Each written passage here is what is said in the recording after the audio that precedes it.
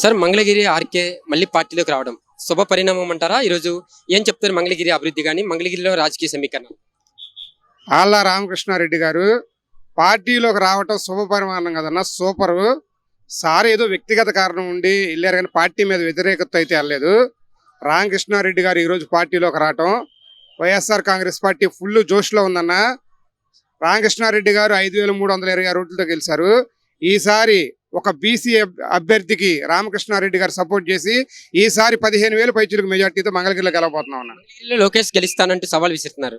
ఎలా ఉండబోతున్నాయి ఈసారి లోకేష్ గారు కానీ ఇక్కడ నుంచి పోటీ చేస్తారు? లోకేష్ గారికి చిన్న వినపం అన్న, ఇక్కడేదో రియల్ ఎస్టేట్ చేయడానికి ఎస్సీ ఎస్టీ బీసీ మైనార్టీలు భూములు దోసుకోవడానికి మంగళగిరిలో పోటీ చేస్తున్నారు లోకేష్ గారు. లోకేష్ గారు ఇక్కడ జగన్మోహన్ రెడ్డి గారు ఒక బీసీ అభ్యర్థికి టికెట్ ఇస్తున్నాడు. నిజంగా మీకు మనసుంటే ఒక బీసీ అభ్యర్థి మీద మనం ఎందుకులో పోటీ చేయటం అని పక్కకి వెళ్ళిపోవటం మంచిది. బీసీ అభ్యర్థి చేతిలో చిత్తుగా తుక్కుగా లోకేష్ గారు ఇక్కడ ఓడిపోబోతున్నారు. వైసీపీని ఢీకొట్టేందుకు టీడీపీ జనసేన బీజేపీ కూడా పొత్తులో వస్తున్నాయి అంటున్నారు. ఇన్ని పార్టీల కలయిక వల్ల వైఎస్ఆర్సీపీ ప్రభుత్వానికి ఏమైనా నష్టం వచ్చే అవకాశం?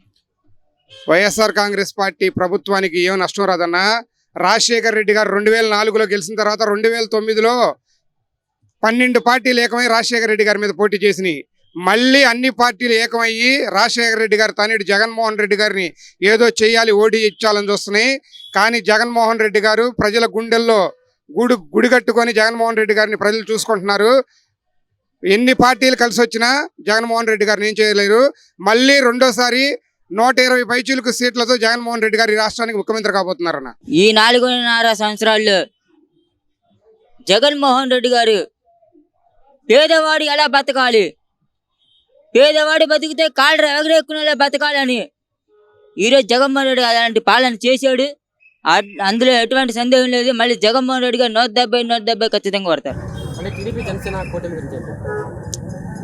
భయం కాబట్టి కూటమి పెట్టుకున్నాయి.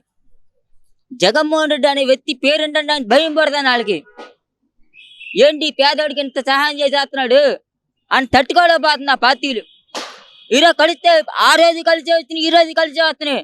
అందులో తేడా ఏం లేదు. కానీ విడిపోయినప్పుడు విడిపోయినట్టుగా నటించారు. అప్పుడు వాడు విడిపోలేదు. అది ప్రజల్ని భ్రమ పెట్టించారు తప్ప వాళ్ళు కలిసే వచ్చారు. ఇప్పుడుగా కలిసే వస్తున్నారు.